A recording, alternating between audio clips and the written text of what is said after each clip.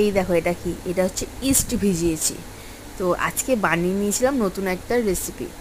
তো ঘরে বসেই চটপট নান বানিয়ে নেওয়ার রেসিপিটা দেখাবো। একটু ময়দা নিয়ে তাতে সামান্য মাত্র চিনি দিয়ে অল্প একটুখানি লবণ দেব, লবণ দিয়ে তারপরে একটুখানি পরিমাণ মতো সাদা তেল দেব, সাদা তেল দিয়ে ভালো করে এটাকে মিক্সড করে নেবো। দেখে নাও, ঘরোয়া পদ্ধতিতে চটপট কী করে বানিয়ে নেবো সেটাই তোমাদের সাথে শেয়ার করেছি। তোমাদের কেমন লাগলো সেটা জানাবে। তা সবার আগে দেখে নাও আমি কীরকম পদ্ধতিতে করেছি। তো ভালো করে মিক্স করে নেওয়ার পর ইস্টটা দিয়ে দিয়েছি, আর সামান্য একটুখানি গরম জল করেছিলাম, গরম জল করে পুরো ময়দাটাকে মেখেছি। তাই ইস্টটা দেওয়ার পর ভালো করে মিক্স করে একদম মানে অনেকক্ষণ ধরে যাতে একটু নরম করে মেখে নেওয়া যায় সেটা করেছি। কদিন ধরেই ভাবছিলাম কি রান্না করব, তা করা হচ্ছিল না কিছুই। তো ভাবলাম একটু করেই নেওয়া যাক, তোমাদের দেখিয়ে দিই কীরকমভাবে আমি পদ্ধতিতে বানালাম।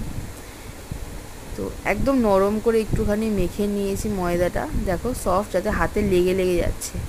তো এটাকে ময়দাটাকে মেখে আমি কি করব, আধা ঘন্টার জন্য এটাকে রেস্ট দিয়ে দেবো, ঠিক আছে।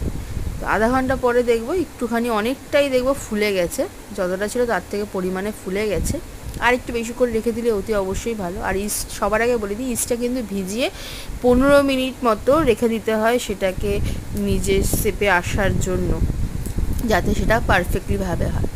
তো পরিমাণ মতো একটু লেচি কেটে নিয়েছি, লেচি কেটে নিয়ে হাতে করে নিয়েই একটু ট্যাপ ট্যাপ করে নিয়েছি, বেলে নিয়েছি বলতে পারো। বেলে নিয়ে একটুখানি ধনে পাতা আর একটু কালো জিরে লাগিয়ে দিয়েছি, আর অপোজিটে একটুখানি জল লাগিয়ে কড়াইতে দিয়ে দিয়েছি, দিয়ে জাস্ট হালকা করে হালকা আছে একটা দিক একটুখানি সেঁকে নেওয়ার পরে এই দেখো ফ্রন ফুলে ফুলে গেছে।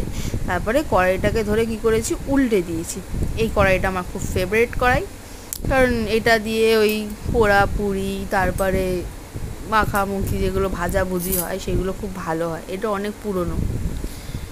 তা যাই হোক, এরকমভাবে দেখো আছে দিদা আবার কেমন লাল লাল হয়ে গেছে, পুরো হয়ে গেছে। এবার এটার মধ্যে হালকা করে আমি বাটার দিয়ে নিয়েছি, বাটার দিয়ে নিয়ে পরিবেশন করেছি। তো তোমাদের কেমন লাগলো তোমরাও বানিয়ে খাবে অতি অবশ্যই, আর আমাকে কমেন্ট করতে কিন্তু ভুলবে না। আর এই ব্রাশটা আমি নতুন নামিয়েছি, অপর দিকেও আমি লাগিয়ে নিয়েছি একটুখানি, যাতে করে কি দুদিকেই খেতেই বেশ ভালো হয়। আর একটা কথা, খুব স্পঞ্জি হয়েছিল। টাটা।